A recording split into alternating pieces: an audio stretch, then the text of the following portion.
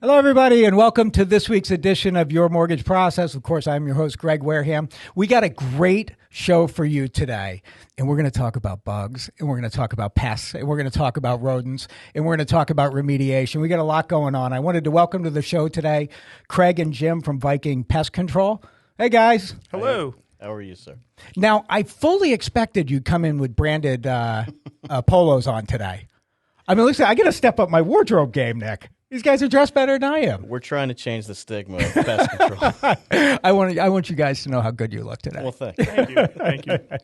So, all right. So I want to just get in a little bit as to how you ended up in this industry. We were chatting a little bit off screen, and I know that Craig said you never were going to college thinking you're going to do this. So, or going to school thinking how you're going to do this. How do you get into the industry, Craig? I think you have to like troubleshooting. No 2 days are the same. Okay. Helping people. You're working largely by yourself all day too, which is kind of nice. So if you're a self-starter, and it's just an industry that attracts people that like to troubleshoot, Sure, like technical topics. And when you first came to work for Viking, I think you came in and thought you were going to be here for 30 years, right? No, I originally told my boss I'll be here for 6 months while I finish school. So, and that was in 2000. So, well, you love it. You love what you do. yes.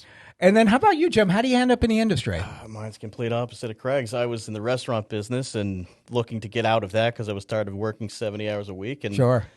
saw the exterminator come in and spray the wall, and I said I could do that for a while until I figure out what I want to do. And here I am. So, yeah, I mean, both of us have left. We started a Viking, left, and came back. So that's another success story we tell the newer technicians. But, yeah, I left the industry, went to work with the Seeing Eye for a little bit, and came back and was like, this still isn't what I want to do. And then I said, you know what, I'm actually 30, so I'm not going to keep going to different jobs. So this is what I'm going to make a career out of it. And That's just great. Put a business plan together and worked my way up to the top. So. Well, you got to think things are changing every day, right, in the business. You guys are busy all the time out on the road doing different things. So I wanted to get into a little bit about purchasing a home, right? Mm-hmm. So why is an inspection, an insect and pest inspection, so important when you're looking to purchase a home? Simply put, the damage that can be caused isn't covered by homeowners. So somebody owns that damage when they take that home. Right. And it can be very cost prohibitive. I know some estimates are $600 a foot for wood repair now. Wow. So it can be very costly to the homeowner. That's a great point, right? It never even occurred to me. It's not covered by homeowners insurance. It's on your dime if you move in and there's some sort of pest issue going on with the house. How about you, Jim? What's your spin on that? Everything that we usually do, I mean, mostly it's going to be wood-destroying insects than anything, but, rodents, anything like that you're just not thinking about when you're buying your home. Right. And even with new construction, we kind of joke about it now, the way it's built. They leave gaps all the time that no one's thinking about pests when they're building their homes. Right. So there are gaps and holes and things that we see when we're driving by. We're like, oh, man, look at the gap on there. You're just inviting everybody in. So it's a whole different thing. Yeah, you know what, too? And I'm thinking, as you're talking about it, I'm thinking most of the issues that could be going on in a house, you can't really see them to the untrained eye, right? You walk in the house, oh, man, this house is fantastic. It's not like you see ants crawling up the wall, right, for the most part. Absolutely true. I think a lot of people don't know what they're looking at until they have a problem. And then it gets pointed out that this sign or that sign was there. And suddenly people are, oh, my God, I didn't realize I had that all this time. So, sure. Yeah, we get that quite a bit. Well, what are some of the red flags to look for? Like if I'm going to go back to my house today, and now I'm going to look around and be like, where are those bugs at? I know they're around here somewhere. Like, what are some things I should be keeping an eye out for? I always say check your windowsills because everything tries to make its way back outside and usually bounces off the glass until, it can no longer bounce off the glass. Okay. And you'll get a nice little collection there if you're not looking often. Things like termites where they shed their wings. If you're only finding wings, that's definitely a negative. Because termites shed their wings before they go back into the soil. Huh. And now do you usually find those by the windowsill as well? Yes. Because they're all trying to get out. Yep. They're attracted to the sunlight. Okay. They have what they call nuptial flight. They take off. They try to mate and they pair up and they shed their wings before they enter the soil again. Okay. So, and then lines of dirt on the foundation, that's really a big issue because, they make shelter tubes. They actually have to keep themselves moist. So they'll get little veins of dirt that go up the walls in the basements, the garages, that kind of thing. Anywhere where there's close soil, wood contact, and people don't know often what they're looking at. Huh. So yeah, you could have to. I mean, that's a hard one to spot, right? Yep. The insect tubing, let's call it. Yep. Huh. What? Anything else that you'd like to add in there, Jim? Another thing, as we using the term in the industry is sebum. Basically, the oils from an animal's back or fur, if they're using the wall for guidance, right, they're going to leave that oil behind, and it's a rub mark. So if you see the rub mark, rats, mice, anything like that could be living within the structure that you're just not looking for. And then near there, you'll probably find some rodent droppings as well. So that makes sense. Yeah. Now, I don't know if this is true or not, but I've always heard something like a mouse or a rat, they can like fit into a space that's like the size of a quarter. Like they fit into anything. Quarter inch by half inch for a mouse. Okay. Half inch by half inch for a rat. Wow. Yep. It's very small. So all they have to do, if they can fit their head in there, they can get through it. Essentially, yes. Wow, that's good. That's insane. So now, do most of the? I know it's a stupid question, but so if you have mice in your house, did they all organically come from the outside, or could they have been there for potentially years and years? Okay. You either get them from neighbors, you get them from outdoors. Those are usually the two most common spots. But they are. We like to think of ourselves as the most successful mammal on Earth. Yep. They've made it to all 7 continents, and they can't fly a plane. They can't drive a car.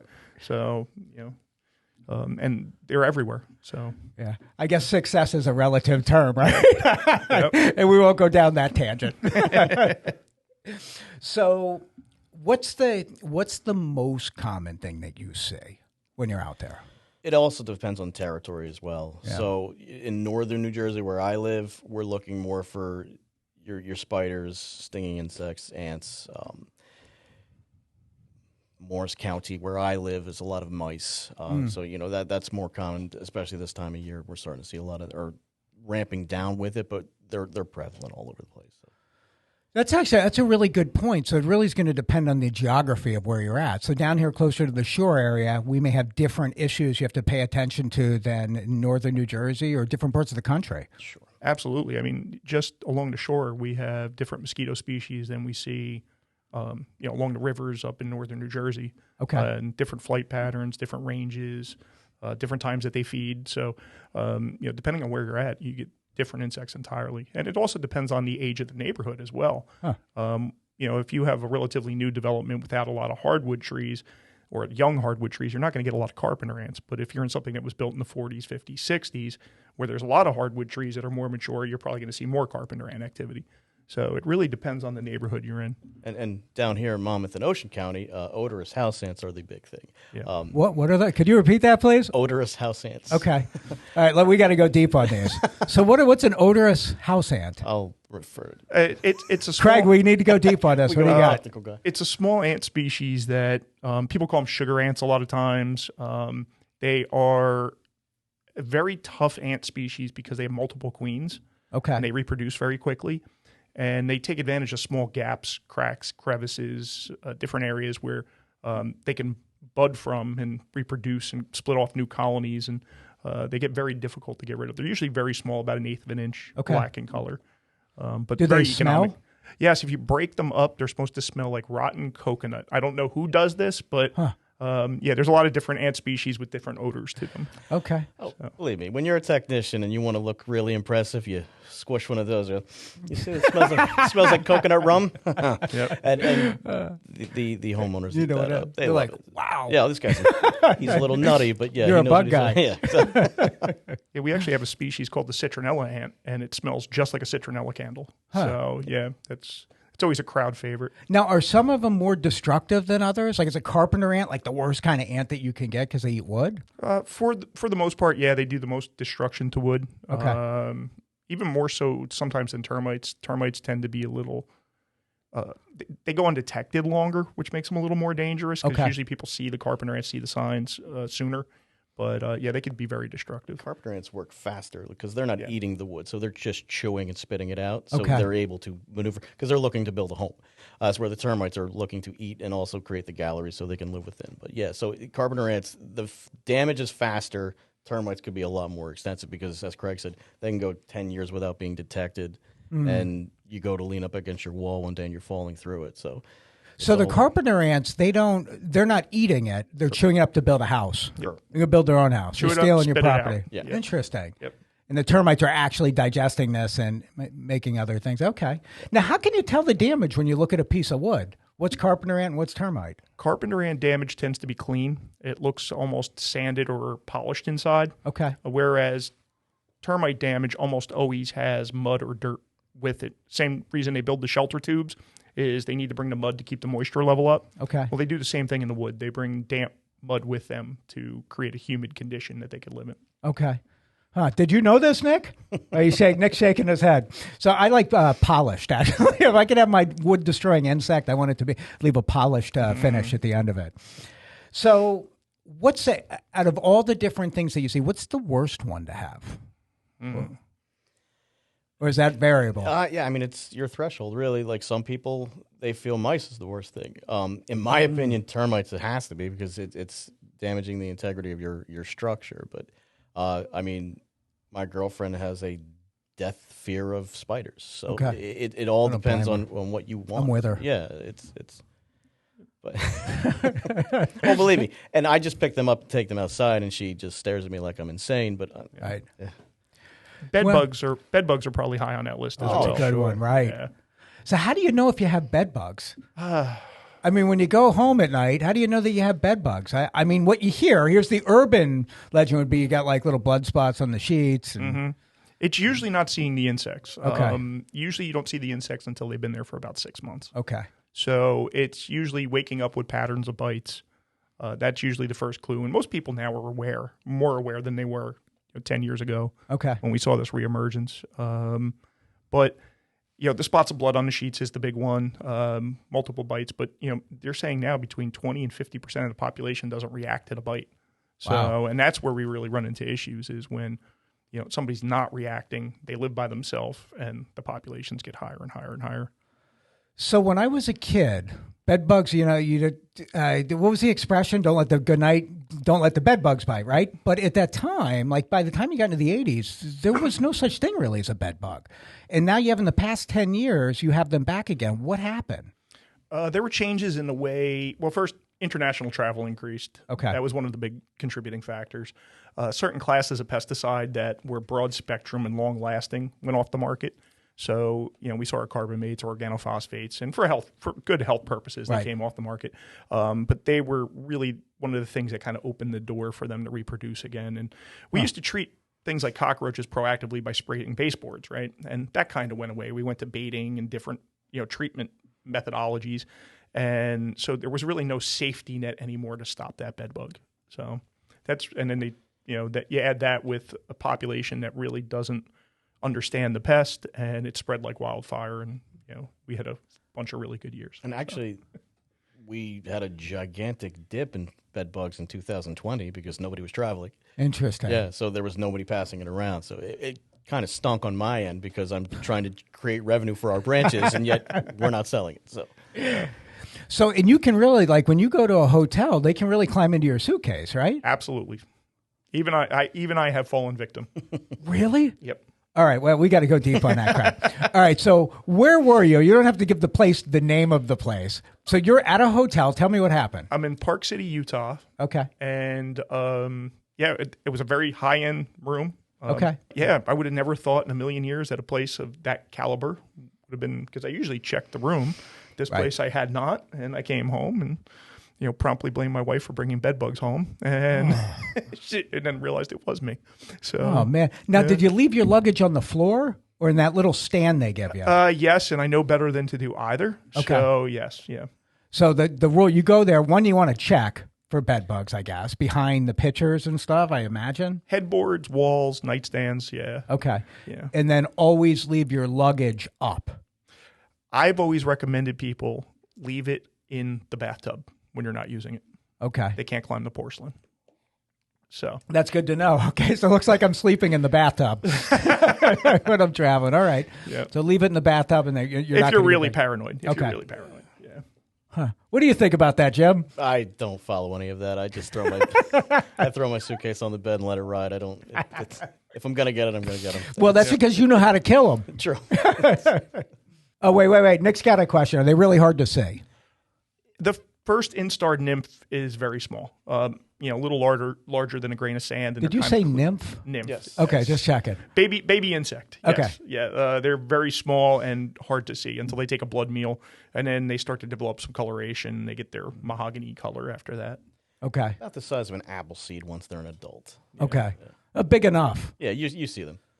So And go ahead. if anyone has ever seen one, that's all they fixate on, and they pick them out like that. So they're. Oh, I can imagine, yeah. right? So now look at the bed bug. You're never going to figure out what And that then they're thing looks like. paranoid over every mosquito bite for the next 6 months. Mm-hmm. Yes. Now, you had mentioned before about different types of mosquitoes in different areas.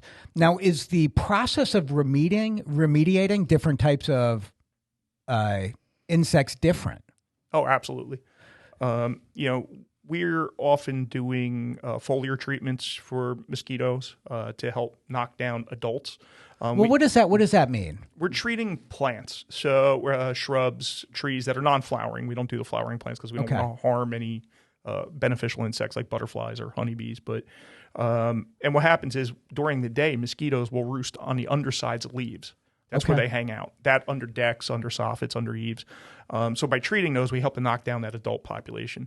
But some mosquito species, like Aedes solicitans, the salt marsh mosquito, is a real long-range flyer, so it flies about 40 miles. Okay. So, A mosquito flies 40 miles? Yes. I didn't even think they lived that long. Oh, yeah. Long enough to take a blood meal and lay some eggs and die. Yeah. But, a lot of the other species that we deal with around the home are short range, 300 yards or less. Mm-hmm. So we do our programs are very solid at dealing with those, but the salt marsh mosquitoes, that's why we have mosquito control commissions with helicopters to attack these things because they actually have to do larger treatments to larger swaths of land to control them. So, but the good news is we can time them. We know when they're coming because they tie in with the lunar high tide. So we know when they're coming. Who knew this was so complicated? So wait a minute. So all right. So the mosquitoes, you got to treat the plants because the plants is a big breeding ground for them. Roosting point, yeah. Roosting hangout point spot. thing. Okay, there we go. So that's where they hang out. So we want to treat the plants.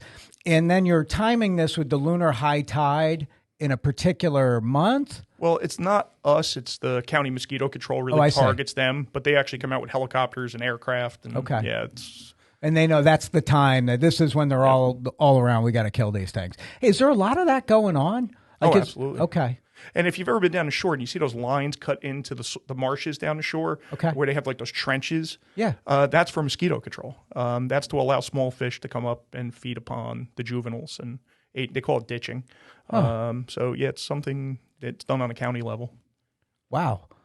All right. Well, I got to thank the county. That's why I'm not getting bit by too many mosquitoes. Yeah, and we can help you with ones that are local. So, right. Yeah. That's interesting. So, what do you think the hardest thing is to treat or remediate? Probably rats. Why? Their behavior. They're what they call neophobic. They're afraid of everything new. You put a new trap in their environment, they will avoid it like it's the plague, and no pun intended. But yeah, they absolutely are thinking, cautious. They really take a lot of work. And they communicate very well with the other rats. They're one of the smartest things we deal with. Really? Yeah. So people look at these things like a rodent, but at the end of the day, which they are classified that way, but these are very smart communal creatures that communicate with each other and they learn. Yeah, I mean, I'll give you an example. One of their behaviors is only the less dominant animals accept a new food source. Okay. Now, the more dominant animals, the ones that we're targeting, the ones that are reproducing, they'll stay with the existing food source until they know the others have fed upon it's safe and they accept it. Okay. So they almost have like a food tester, kind of like a king would have, to taste their food to make sure they don't get like sick. Like Ratatouille. Did you see that movie? Great movie. Emile was a tester. Yes. He was eating the food all the time. And there's some partial truth to it. They can actually taste to 1 part per million. So they have an extremely good sense of taste. So if somebody was smoking and handled bait or handled a trap, they can actually smell or taste that on the device.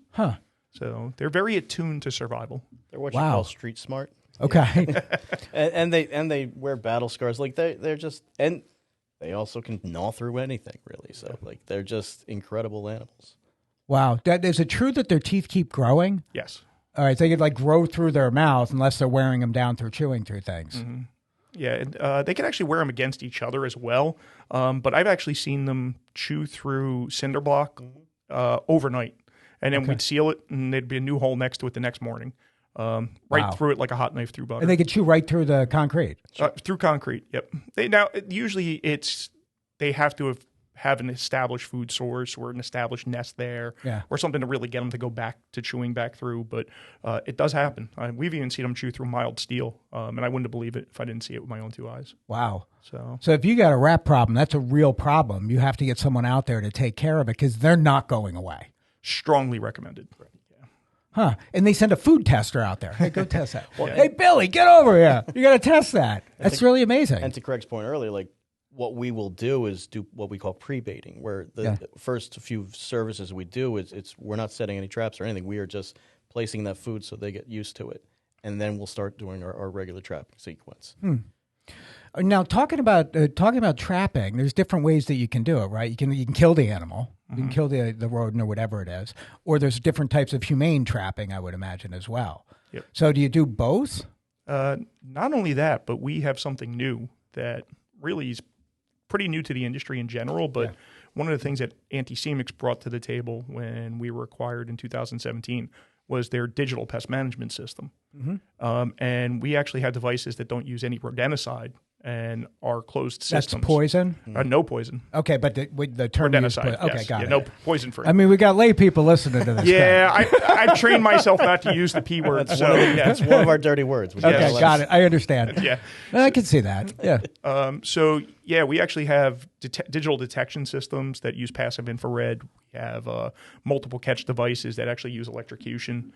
We have single catch traps that are, rapid, dispatch. Is probably the best way to put it.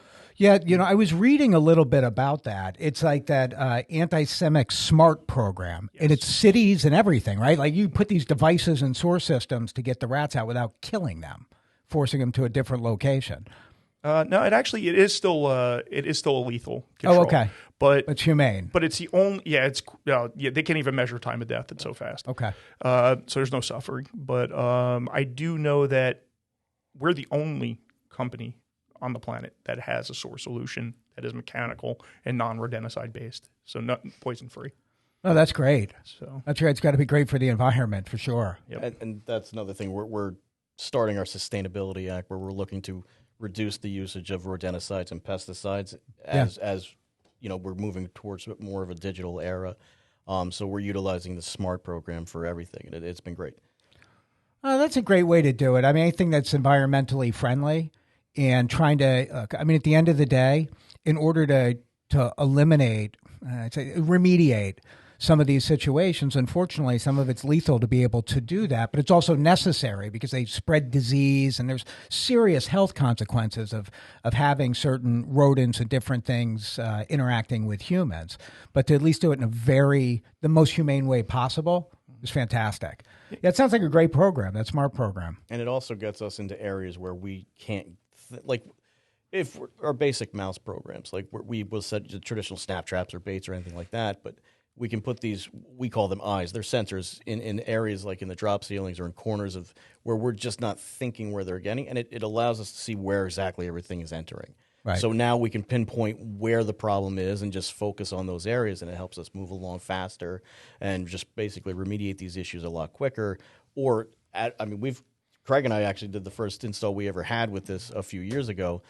It was a small bodega that had actually canceled our services 3 different times, and they've gone through 15 different companies. Nobody could solve their problem. Right. We put this in the drop ceiling, and Craig and I were able to locate where it was coming in, and within 2 weeks, I think we solved their issue and then just kind of systematically moved it around until they were pest-free. It was great. Oh, that's fantastic, Jim. And I think we have a responsibility in this industry to, if we can do something safer for the environment, we should. Right. If we could still be effective and do things more safely, it just makes sense. And the other thing is, this also enables us, with the digital, we can now monitor homes 24/7 and it lets us know when there's any activity. So it also is helping us reduce our trips out, reducing our carbon footprint as well. So on all angles, we're covering the sustainability part of this. We're just trying to make it not only efficient for us, but just more sustainable for the entire environment. It's great. That's great, Jim.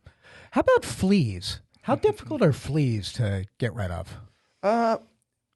Well, that's kind of a loaded question because what we're starting to see is more resistance now to some of the topicals used. For a while there, we actually saw fleas were a big part of our business. And then it kind of dwindled as the over-the-counter topical remedies hit the market for treating pets. We saw a dip. And now we're starting to see it climb back up again. Fleas can be very difficult. In conjunction with routine vacuuming and appropriate application of products, we can get them under control pretty quickly. Okay. But it really is dependent upon the animal as well. So, I mean, at the end of the day, on like a flea, the best way not to have fleas in your house is to make sure that your animal is protected against fleas, right? Yes. Because they just bring them in. It's not like fleas are, living in your closet when you move into the house. The pets are really bringing them in. Yeah, and I think this winter, too, it was so mild that we saw a lot of insect species continuing to be brought into the home on pets that we normally wouldn't. So an example would be like fleas and ticks. We actually had tick complaints in January and February this year, which was, unheard of in past years with the temperature difference. That's actually a fantastic point because when you look at climate change as a whole, and if things are getting warmer, you're going to see more issues with all pests, right? With rodents, because there's usually a die-off at some point in time during the winter for the insects. Craig and I actually were having a conversation, and I was telling him how I was pulling ticks off of my dog in January when we were on a hike with my girlfriend. And that basically, after a conversation with him, and we had a few customers call, we opened up our tick season, which we typically start in May. We opened it up in March and just said, of course, we opened up our tick season, and then we had 3 feet of snow, but it's just how it goes. But we opened it up because they did not, with such mild winters like that, nothing really died off. They'll go in more of a dormant phase, but they were active. So we're available and we're ready to treat for you. I mean, when there's a die-off of those sorts of things, is it an extended period of time of freezing weather, I would imagine, right? Because to your point, they could just burrow in the ground and you got to have consistent temperatures being below freezing. It has to either be a really hard freeze or it needs to be like snow is on the ground and food is unavailable for a period of time. Good point. So that could be, especially with the mammals, that's more of an issue. But this year was very mild. We're expecting to have a horrible rodent season next year. Yeah, it makes sense. Or great rodent season for us. Right. Yeah. Now, of course, the thing that could absolutely kill our entire insect season is everything's warm, everything starts to emerge, and then we have a snowstorm and cold for 3 days and kills everything. Great for the homeowner, though. Great for the homeowner. Great for the homeowner. Yes. So we're just going to take a quick break, guys. We'll be back with Viking Pest Control. We got Craig, we got Jim here. We'll be right back at you. Hey, welcome back, everyone. This is Greg Wareham with Your Mortgage Process. We, of course, have Craig and we have Jim today from Viking Pest Control. Welcome back, guys. Hello. All right. So I want to talk a little bit about bats. And because I know you remediate everything. And I'm terrified of bats. Jim, I'm terrified of them. I've never been comfortable around bats. And, this is where are you going to ask me why, Nick? I'm interested. Let's go. Okay, I'm going to tell the story then. If you insist, I'm going to tell it. So when I was 5 years old, maybe 6, we lived in Pittsburgh. We lived in an apartment in Pittsburgh, Pennsylvania, a small little apartment. And my dad came over to me and he said, "We got bats in the basement." I said, "Okay." Now, the basement was somewhere I never went down at that. I was terrified of the basement to begin with. So he's like, "You got to go down to the basement and kill the bats." And he handed me a can and said it was bat repellent. And, it turned out it was actually Right Guard. When I walked down into the basement, he had hung rubber bats from the ceiling everywhere. And I'm down there, it's pitch black, and I'm spraying these things. And I run out basically, half naked, terrified. So I'm afraid of bats. I always have been. I can't get over it. So how do you get rid of them? I know that bats can be a challenge to get rid of, and there's some environmental protections associated with them. Mm-hmm. Well, Before you even answer that, I want you to know that Greg was maybe 2 small decisions away from becoming the Dark Knight vigilante that we all know. I thought about today. How do you so close to the origin story? How do you know I'm not? I've never seen Greg and Batman in the same room. That's right. Suspect. So how do you get rid of bats? Well, first thing I think everybody needs to understand is they are beneficial, right? We don't want to actually harm them. Yeah. So what we do is we relocate them. And basically they relocate themselves. So we'll put up a device or a system where they can exit, but they can't re-enter. Right. And that forces them to find a new place to go spend their time and go live. So All right. It's an eviction, essentially. That's great. So you don't harm them. You just can't live here anymore. Pretty much. All right. That's good.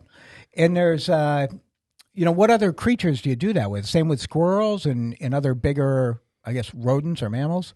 Squirrels, raccoons.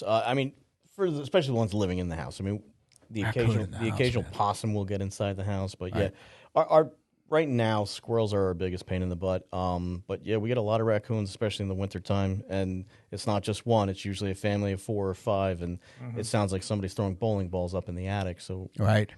We usually do more with like the have-a-heart traps and we'll remove them. But we can exclude them. Little dicey. I used to do that when I was a technician. You'd create a one-way device so they can get out but can't get back in. But usually the mother is hanging out right by the hole where you're trying to do that. So she's hissing at you and swiping at you. So you got to get your nerves of steel going on before you go up the ladder and deal with that. But for the most part, what we'll usually do is remove them with the trap and then seal everything off. I got to tell you, raccoons are such a cute animal. So I had this cat. It was a stray cat. I named him Rufus. He came around for years. I think he might have passed away this winter. I haven't seen him in quite some time. But I'd leave food out for him. Every once in a while, a raccoon would show up. And he'd come right up to the sliding glass door and look at you, and he'd start eating. And they have opposable thumbs. So you're watching him eat it and then wash his hands off and then eat it again. I mean, they're really remarkable creatures. They're super cute. But anyway. Absolutely. And this isn't just a job. It is kind of an adventure some days. So, yeah, you never know what you're going to find when somebody says, hey, I have noises up in my attic, and you got to pop your head up there for the first time and take a look. That's my favorite. Right. You're going into an attic, and you pop your head up there looking for mice, and you turn around, and you just see 3 raccoons staring at your face. You're like, oh. Right. Slowly go right back there. Right. Or get buzzed by that bat. Whoosh. Yeah. Right. Well, no, and they're like raccoons they attack. Yeah, they're not nice. I shouldn't say attack, but you know what? They can defend themselves. They can be defensive. Way to put it. Yeah. They can be defensive. Yeah. Yeah. I have a crawl space in my home. It's quite short, so it's not even like crawl. Like you have to kind of lay down and shit. You have like commando army crawl. crawl. Yeah, okay. Yeah, the whole way. And I remember when we first moved in, we had a guy check because the inspector said that he did find what appeared to be old damage from termites. So that's going to be a follow-up question. Don't let me forget that one. But so this guy goes in the crawl space where I would never venture because, I think you said your girlfriend, spiders are just not my thing. That's my number one weakness for sure. And you look like someone who'd be afraid of spiders. I don't know why. And I put them on boxes. I brought them back outside sometimes. Can't kill them. I just don't want them anywhere near me. But this guy who's a professional comes over. He's spraying the house next door, so that's how the introduction happened. And he's crawling in there, and he does one of those quick jolts. Like he was frightened, and I was like, "Is everything okay?" Like I'm whispering through the crawl spaces. I don't know what's down there either. And he's like, "Oh, I'm just making noises to make sure there's no raccoons." But he was so frightened. Yeah. So I mean, you're saying nerves of steel, so I'm sure that's something you have to think about. But I would assume you guys still have days you probably get caught off guard. Oh, absolutely. I remember we had a rat run up somebody's leg. Oh, yeah. He needed the rest of that day off. It was a little rough on him that day. I can imagine. Yeah. The worst I ever got scared, it was the saddest thing. I was checking a bait station, and a frog jumped out at me, and I screamed like a 12-year-old. It was so awful. I've had snakes drop in front of me, no problem. I was on a ladder, a squirrel jumped out of a hole at my face, and I just dodged it. But that stupid frog. That frog got you. It was awful. Are you afraid of frogs? Not at all. It's just a variable, you know. This unknown thing lunging at you. Like, what the? Right. Yeah. No 2 days are the same. It is kind of funny how humans are. So if there's I have 4 kids, and both my boys are afraid of insects. And they're like, Dad, you got it. And they're like, one of them's 21, the other one's like 16. They're not little kids. But like, hey, you got to come down and get this spider out of there. And humans, as you're approaching the whole situation, you're very cautious, right? You get this cautious approach to dealing with something that's 1/1,000,000th of your size to do it. It's just amazing how the human psyche works, because I think at the end of the day, none of them are going to hurt you. It's just about just taking care of the problem. And one of the things too is a lot of times people tend to profile who they think is going to be afraid of things. Right. And I can say beyond a shadow of a doubt, you cannot tell who is afraid of what. Right. I have had 6'6", 300 pounds, less than 4% body fat people standing on a table waiting for an hour for me to get there because they saw a mouse.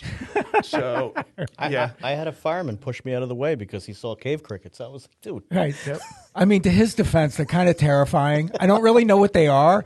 You know, they're not kind of cricket. They're like really weird looking. Got this alien look to them. They do. Yeah. Do you know what a cave cricket is, Nick? Yeah, I think so, right? Or I might be thinking of like a wolf. Is it like a wolf spider? They look like they're like somewhere between a cricket and a grasshopper. Yeah. And they're different really colors. long, though, right? Oh my Golf God. ball size. Oh, I don't like those at all. Yikes. Yeah, we don't have them here. When I lived in Sussex County, New Jersey, Oh, we used they're- to get them all the time. They're all, yeah.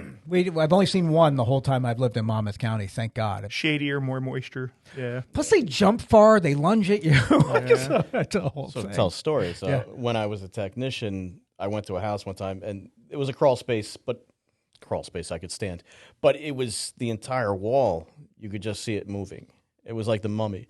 And I flashlight, and it was just thousands and thousands of cave crickets just hanging out on the wall. So I went and grabbed my bee gear, veil and everything, and just closed my eyes and sprayed the wall, and they just started pouncing on me like jumping.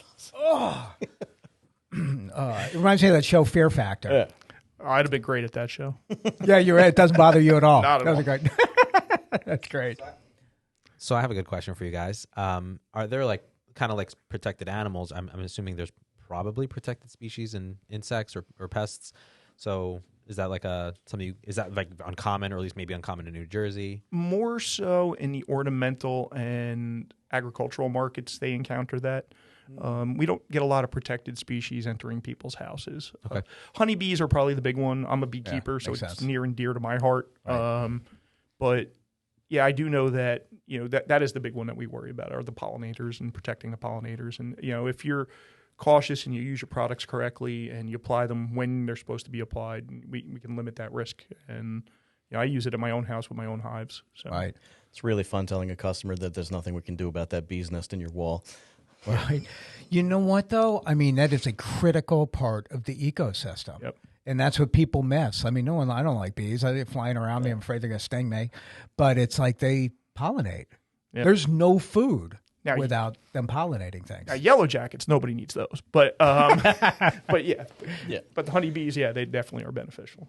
So and we'll reach. I'm sorry. We'll reach out to a honeybee or like a beekeeper and have them extract the bees. And then the worst part for the homeowners, now they're going to have to cut that wall because all that honey in there is going to rot if they don't. So they have to remove that as well. So it's not cheap. It could be a couple 100 pounds of honey too. Oh, sure. All right. Yeah. So now there's that bee that what they Craig, we need you. Put your suit on. Pretty much. Yeah. I'm sorry, Nick, you were finishing your question? My wife is big into like plants and all sorts of things, especially for outdoors, and she's constantly looking up ways to either like help reduce the amount of pests or bugs. Like for example, like lavender is like a great thing against like I guess mosquitoes. So you guys have any best practices on that, or is there myths or facts that you want to share? A lot of the organic methods do work when they're done correctly and when they're done in enough quantity. The issue you run into is a lot of the plant extracts, the organic oils, they break down very quickly. And one thing that most people don't realize when they start to go down that route is they have a much, much stronger smell. And it can be very irritating. So a lot of people, they've engineered, most of our products that we're utilizing to be, less, what's the word I'm looking for? Potent? Yeah, less, less volatile. So you're not affected by the odors as much. They have lower odor, they're lower risk factor. Whereas the things that are organic tend to have very strong odor. So we have a lot of people they attack, and we offer organic. We do believe in it strongly, but the downside to organic is most people don't realize what they're signing up for when they come in with thyme oil or lemongrass oil or mint oil, and now the whole house smells like Thanksgiving dinner. Right. Right. Or we even have some products that smell like Bengay. So if you're walking around your house smelling Bengay all day for a week, 2 weeks before it dissipates. Yeah. Right. Do they still like embalm an entire house? I remember when I was a kid growing up in Florida, every once in a while there'd be a tent over a house. That's fumigation work, Okay. and lay people like to call everything a fumigation, right?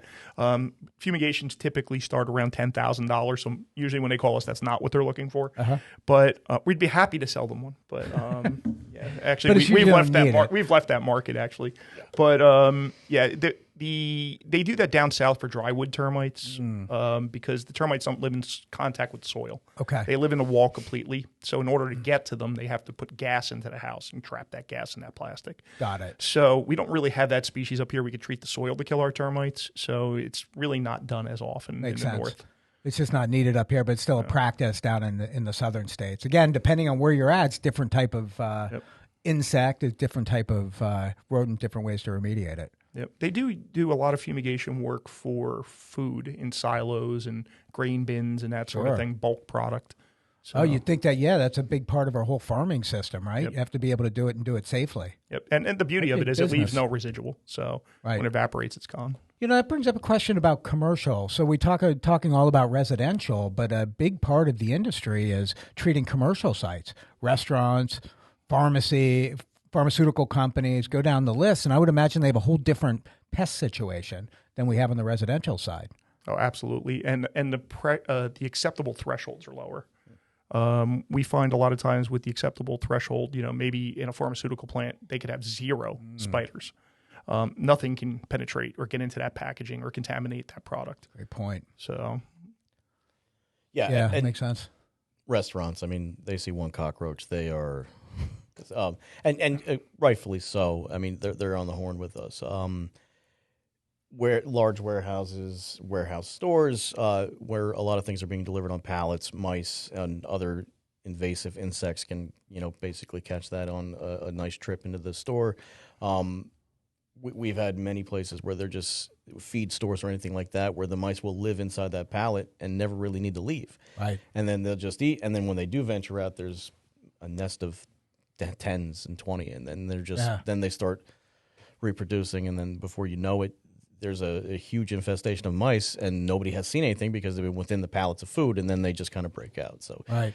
it can be quite a problematic. That's going back to our smart product. That's when we start implementing a lot of that, so we can catch some of these things prior to it really getting out of hand. Right.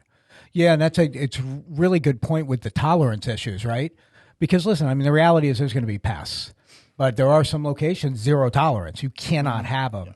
Even if you look at the warehouse, like there's probably a certain amount of tolerance because you can't get rid of all of them, I wouldn't imagine. But you have to be able to prepare for any of the bigger infestations. Yeah. And especially with our food processing plants that we deal with, not only is their threshold low, what we're able to use is very limited. So it's a lot of organic products on the interior, and they have approved lists that we have to go through. And then usually a lot of the times we need to say, this is what we're going to use, and then they need to make preparations for us to use those. Makes sense. I mean, a big portion of what we do is brand protection. Good point. I open our new hire school and I teach our new technicians. We talk about a loaf of bread that had a mouse baked into it that actually went through the slicer, and you could actually see the slice is a mouse.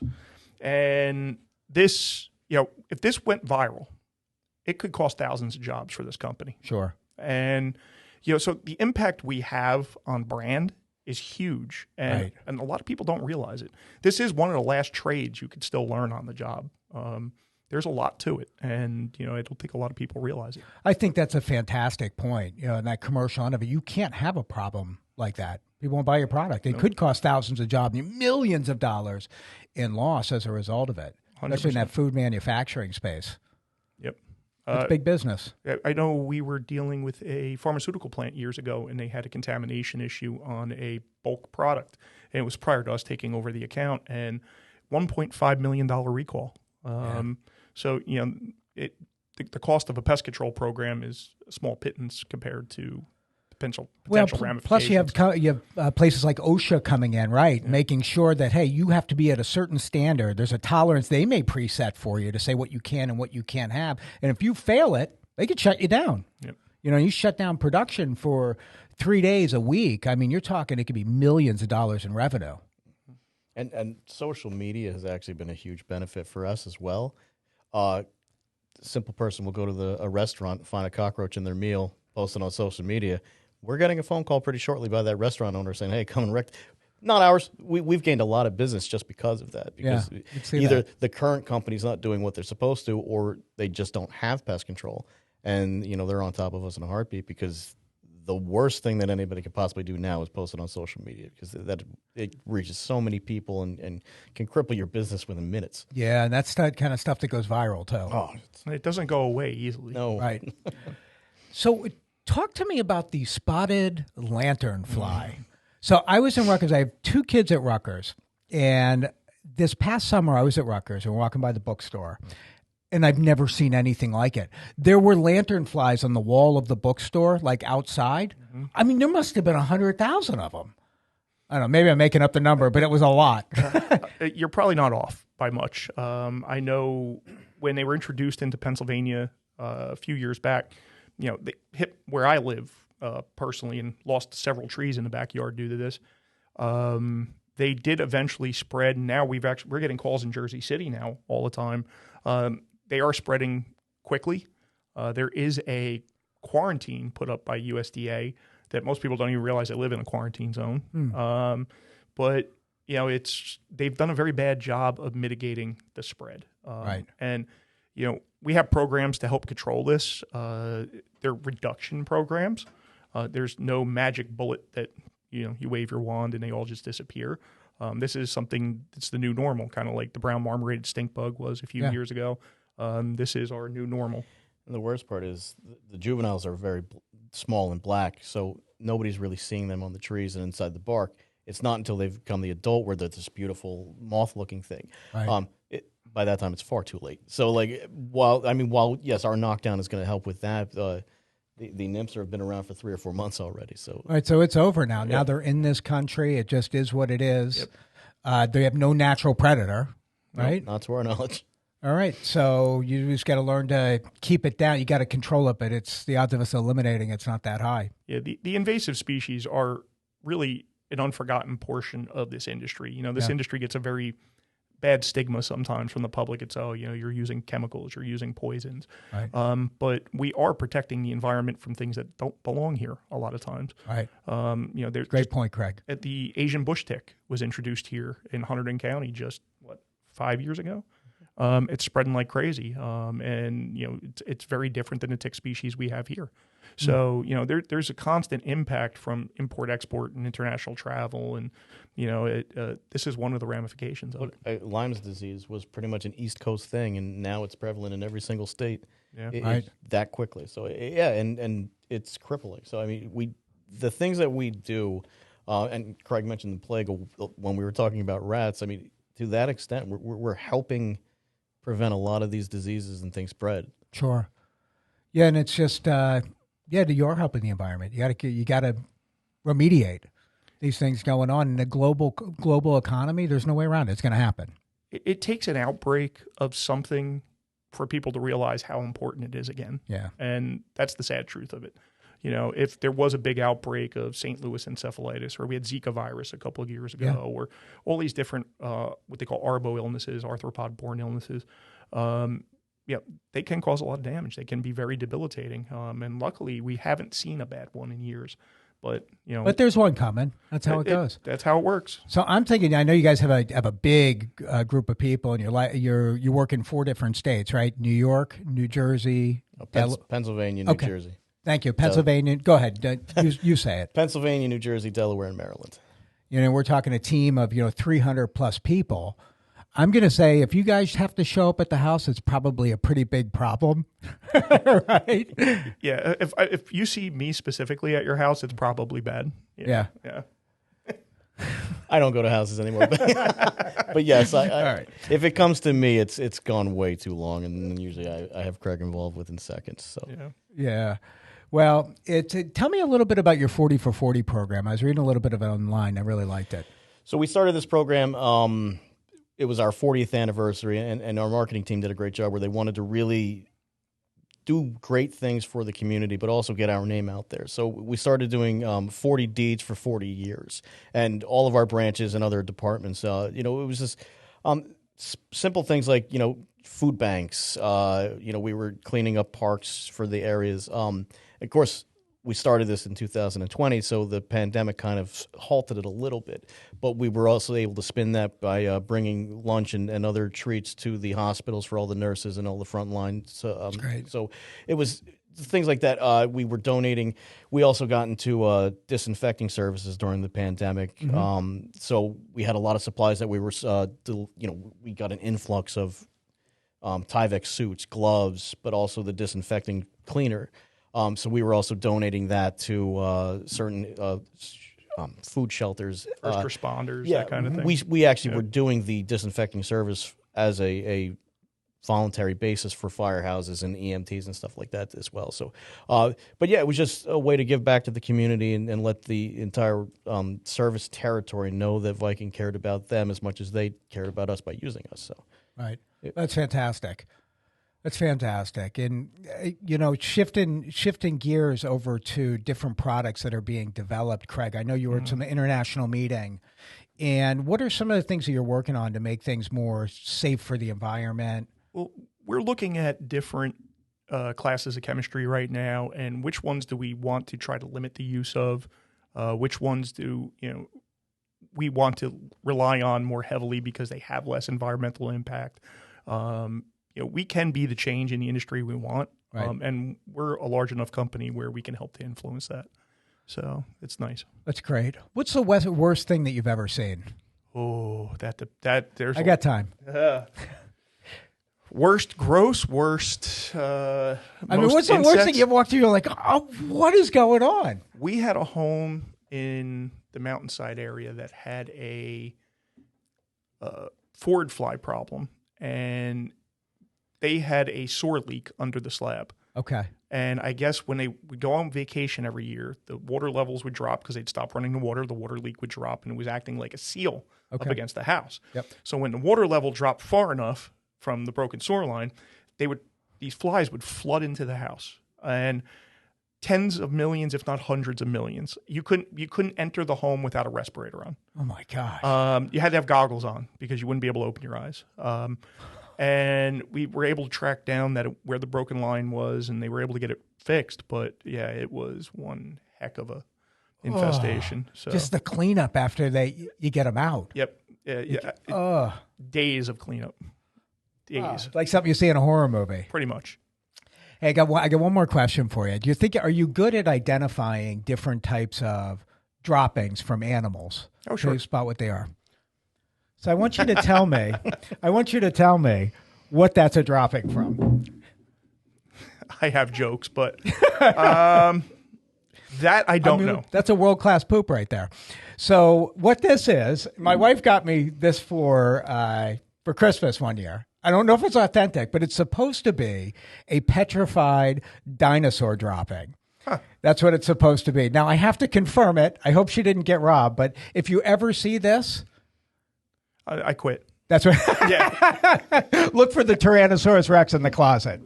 So, guys, what's the best way to reach out to you if someone wanted to talk about pest control or needed help? I mean, honestly, VikingPest.com would be the best way to reach out. We have it has all of our phone numbers for the various areas, as well as we have an open chat with our customer service center where they can speak live with you. There's emails and everything like that. Okay, VikingPest.com. You guys are experts. Obviously know everything about this industry. If anyone has a need for you out there, whether or not it's professionals, commercial, the consumer, just reach out to you at VikingPest.com. Craig, Jim, thanks for coming today. It was great having you on the show. Thank you. Thanks for having me. And thanks, everyone, for listening this week. Look forward to catching up with you next week. Greg Wareham at Your Mortgage Process. Thanks, guys. Thank you for tuning in to this week's edition of Your Mortgage Process, hosted by Greg Wareham, produced by Greg Wareham and Nick Pavis at The Social Rift, and executively produced by The Social Rift. Thank you again for tuning in, and we look forward to catching up with you next week.